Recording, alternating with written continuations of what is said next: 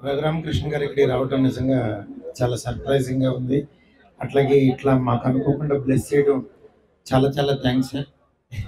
నన్నెప్పుడూ కూడా బిగినింగ్ నుంచి కూడా ఏ సినిమా రిలీజ్ అయినా సరే నాకు ఫోన్ చేసి విష్ చేస్తూ నాతో బాగా మాట్లాడేవాళ్ళు. అలాంటిది మా సినిమాకి ఈ సినిమాకి అనుకోకుండా లాంచ్‌లో ఇక్కడికి కలవటం చాలా హ్యాపీగా ఉంది.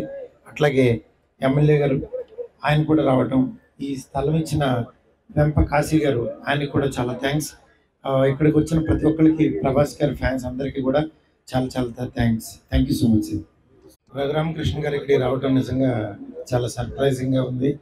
అట్లాగే ఇట్లా మాకు అనుకోకుండా బ్లెస్ చేయడం చాలా చాలా థాంక్స్ సార్.